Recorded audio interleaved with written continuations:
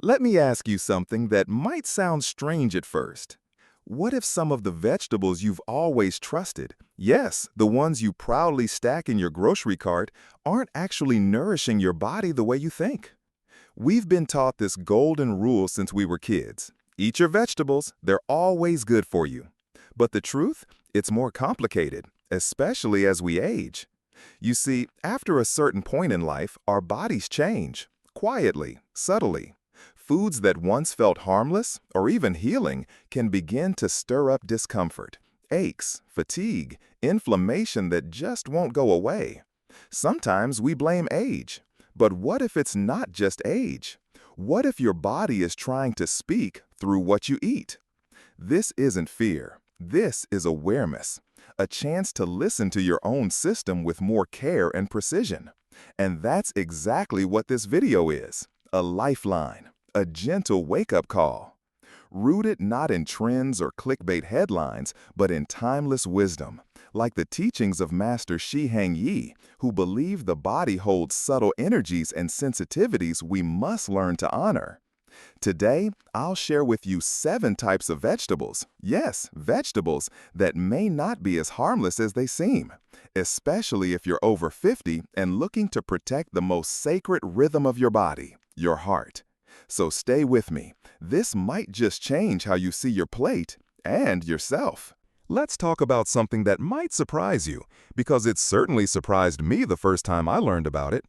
Tomatoes, bell peppers, eggplants, potatoes. They're colorful, they're common, and they're everywhere. From grandma's tomato stew to the bell peppers in your fresh salad, these veggies feel like old friends. We grow up believing they're health staples, symbols of vitality on our plates. But what if I told you that for some people, especially those in their 50s, 60s, and beyond, these vegetables could quietly be stirring the fires of chronic inflammation in your body? These foods belong to a group called the nightshades, and while they may be natural, they're not always nurturing.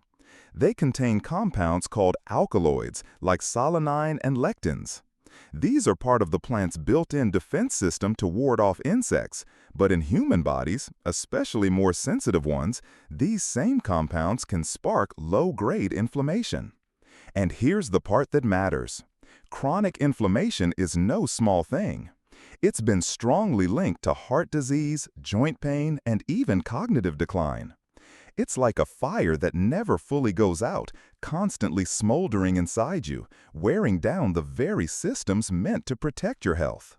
Have you ever noticed random aches in your joints? Stiffness that comes and goes without clear reason? Digestive bloating after certain meals?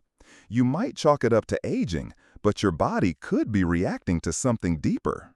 Traditional medicine in the East, especially the Shaolin-inspired philosophy of masters like Shi Hang Yi, teaches us to observe quietly, to ask, what is my body truly telling me? Not every discomfort is just age, some are messages.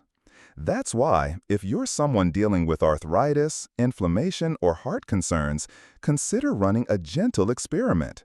Remove nightshades from your meals for a few weeks. Pay attention. See how your body feels without them. This isn't about demonizing food, it's about deep listening. You might be amazed at the clarity, energy, or lightness that returns. Food is powerful, not just because of what it gives, but because of what it takes away when it doesn't belong. And the only way to know is to listen with kindness, not judgment. Let your plate become your practice. Let your choices be an act of self-love. Because sometimes what we remove matters just as much as what we add. We often think the darker the leafy greens, the better they are for our health. More fiber, more nutrients, something we should eat every day. But there's a lesser-known truth. Not all vegetables are best friends with your heart, especially once you hit middle age. Think of spinach, Swiss chard, beet greens, or rhubarb. They're vibrant, flavorful, and praised as heroes in healthy meals. Yet, behind that lively appearance lies a compound called oxalate. Oxalate isn't exactly a toxin, but for some people, especially the elderly or those with weaker kidney function, it can bind with calcium and form kidney stones. And it doesn't stop at the kidneys. Oxalates may also contribute to silent chronic inflammation, the kind that quietly erodes cardiovascular health over time. Have you heard of magnesium? It's a crucial mineral that helps regulate heartbeat, supports deep sleep, and soothes the nervous system. Sadly, oxalates can deplete magnesium, silently draining away one of the body's sources of inner peace. I once met a woman in her 60s who drank spinach smoothies every morning, hoping to cleanse her body. But after a few months, she felt fatigued, developed unusual back pain, and early signs of kidney inflammation appeared. She had no idea that what she thought was healing her was, in fact, overloading her already sensitive body. But this doesn't mean you have to completely eliminate these vegetables. Ancient wisdom reminds us, if you want to eat greens, cook them well. If you want to keep the earth's energy, first make it gentle before inviting it in. Boiling, steaming, or thoroughly sautéing are simple yet powerful ways to reduce oxalate content. More importantly, listen to yourself. Your body is always sending signals. Our job is to learn to listen without judgment. Because nutrition isn't a race to eat the cleanest. It's a journey of learning to understand yourself deeply. Let's talk about corn. It seems innocent, right? A golden symbol of summer, grilled on a barbecue, tossed in a salad, or stirred into a comforting chowder. We've been told it's a vegetable. Sweet, natural, familiar. But here's the twist. Most modern corn isn't what it used to be, especially the ultra-sweet varieties dominating today's farms. These kernels, while delicious, come with a hidden cost, especially for those of us past on youth. Corn has a high glycemic index, meaning it causes your blood sugar to spike quickly. And with that spike comes a crash. And over time, that roller coaster ride puts intense pressure on your insulin system. That's how we begin to slide toward insulin resistance, chronic inflammation, and eventually heart strain. But there's more. Despite being called a vegetable, corn is actually a grain, and like many grains, it contains lectins, compounds that can irritate the gut lining in some people, especially those with sensitive digestion or leaky gut symptoms. And in a compromised gut, the inflammation doesn't just stay in the belly, it can spread. Now, if you're thinking, but I don't eat that much corn, pause for a second. Corn is everywhere. In corn oil, in corn syrup, in processed snacks, even in salad dressings and cereals. It's one of the most overused crops in the Western food system. And this overload doesn't serve our hearts well. Repeated blood sugar spikes, hidden lectin exposure, and inflammatory responses quietly stack the odds against our cardiovascular health. It's like feeding the body sugar-coated stress, meal after meal. Eastern traditions remind us to choose foods that calm, not agitate, to eat what harmonizes with our constitution, especially as we age and our internal system slow. The wise don't eat for volume, they eat for vitality. So, what can we do? No need to fear the occasional cob of organic fresh corn in season. But if your diet relies heavily on packaged or processed corn, it may be time to pause and reevaluate. Try rotating in more low-glycemic vegetables like zucchini, green beans, carrots, or cauliflower. Let your meals stabilize you, not spike you. Remember, your body isn't asking for perfection, it's asking for balance. Corn isn't evil, but your heart deserves honest nourishment, not empty sweetness dressed up as health. Let's talk about one of the most comforting foods of all time, the humble white potato. Mashed, baked, fried, golden French fries, warm potato soup, buttery mashed potatoes at Thanksgiving, these are more than meals, they're memories. They remind us of warmth, tradition, and home. But beneath that comfort lies a quiet truth. White potatoes, especially in their processed forms, fries, chips, instant mash, are very high on the glycemic index. This means they cause rapid spikes in blood sugar, which are often followed by sharp crashes. And when this happens again and again, it strains your insulin system, paving the way for inflammation, fatigue, and eventually chronic disease. Now let's add another layer. White potatoes are nightshades containing solanine, a naturally occurring alkaloid that, in some individuals, can trigger inflammation, especially in joints and the digestive system. And when these potatoes are cooked at high heat, think fries or hash browns, their sugars and amino acids can form acrylamide, a compound that research links to oxidative stress and potential cancer risk. It's a lot for one root vegetable, isn't it? But this isn't a story about blame. It's about discernment. Eastern philosophy teaches us that comfort is not always nourishment. True nourishment brings peace, clarity, and vitality, not just satisfaction in the moment. So, if you find yourself craving comfort, ask your body, what kind of comfort do I truly need? Because maybe what you're really longing for isn't just warmth, but stability, energy, and ease from within. There are beautiful alternatives: sweet potatoes, carrots, parsnips, rich in fiber, lower in glycemic load, and full of color and life. Try them roasted gently with herbs. Let food comfort not only your taste buds, but your cells, your heart, your future. Comfort doesn't have to come with a cost. It can come with consciousness. Let's talk about soy. For years, it's been celebrated as a plant-based hero. Soy milk in your coffee, tofu on your salad, soy protein in your healthy protein bar. It's marketed as the perfect alternative to meat, dairy, and more. But is all soy created equal? Not exactly.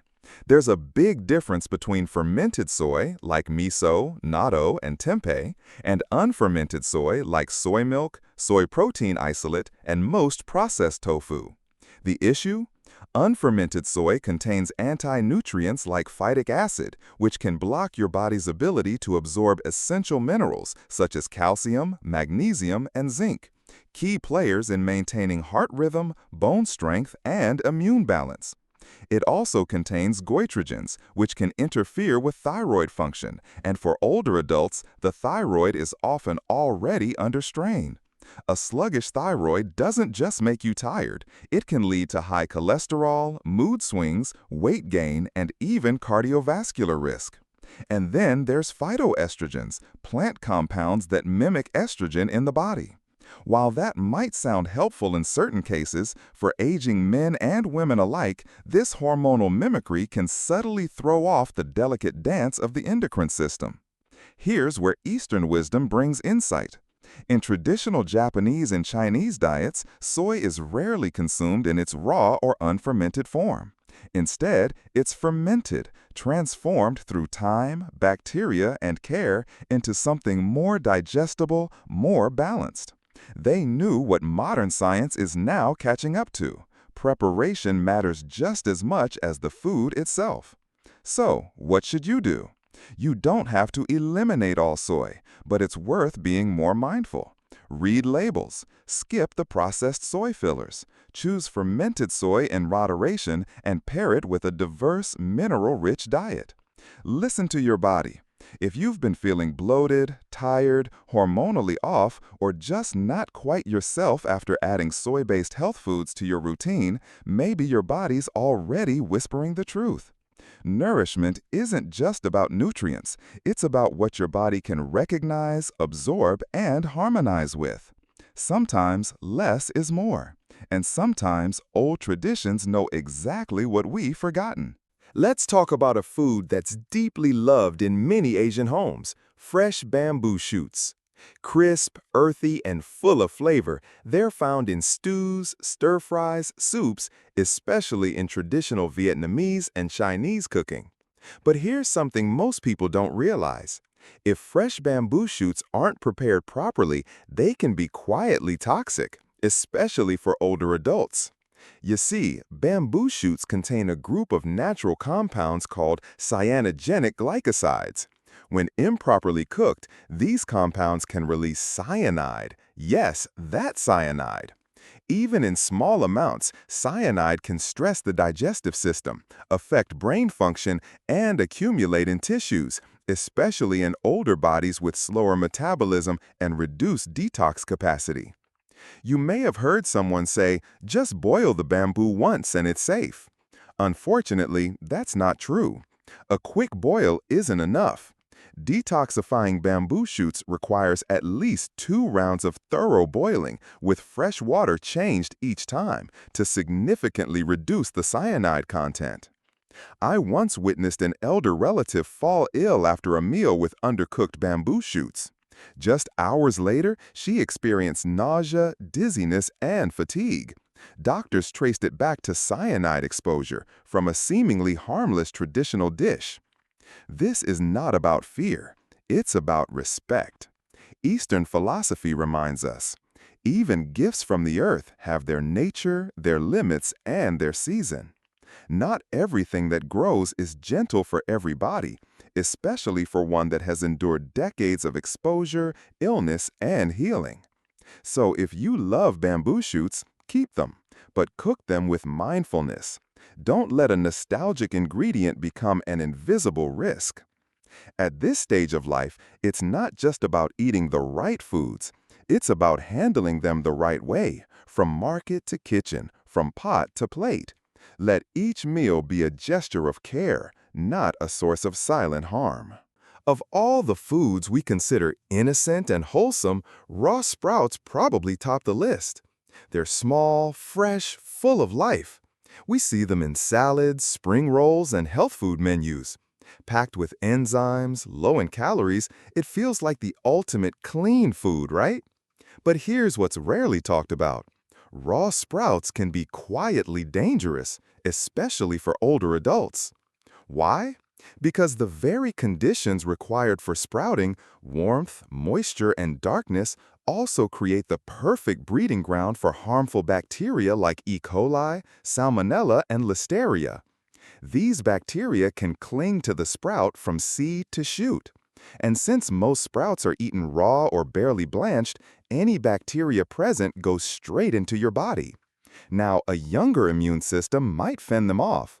But if you're over 60 or dealing with chronic conditions, digestive disorders, or lowered immunity, even a small dose of contamination can lead to serious foodborne illness. I once met an elderly gentleman who shared his morning habit: a raw sprout salad for breakfast, for the enzymes, he said. He was careful about everything except the source of his sprouts. One morning, he ended up in the ER with acute food poisoning. Doctors traced it back to those seemingly harmless sprouts. Eastern wisdom reminds us, the younger and fresher the food, the deeper your respect must be. Sprouts are delicate. They're powerful, but also vulnerable to contamination. And when we eat them raw, especially without knowing where they came from or how they were grown, we take a risk we may not be prepared for. So what's the safer choice? Always cook sprouts if you're over 60 or immunocompromised. Lightly stir-fry, boil, or steam. Avoid raw sprouts altogether if their origin is uncertain or if you have a history of gut issues or chronic illness. We eat to nourish life, not to gamble with it. And in every small decision, in every small dish, there's a chance to care for this one body that's carried us so far. You might not feel it right away, but over time, chronic inflammation, blood sugar spikes, mineral depletion, hormonal imbalance, they each chip away at your heart's strength. Not in one dramatic moment, but gradually, quietly, like a river carving through stone, drop by drop. Until one day, your body can't stay silent anymore. But here's the truth. Your body doesn't need another list of strict rules. It needs something deeper. It needs to be heard. Ancient wisdom didn't rely on lab tests or nutrient charts. Instead, it taught us to tune in, to sense the subtle shifts, to trust the body's innate intelligence.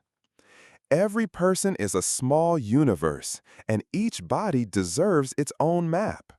So this final message isn't about fear or food restrictions. It's an invitation. An invitation to listen, to notice, to trust.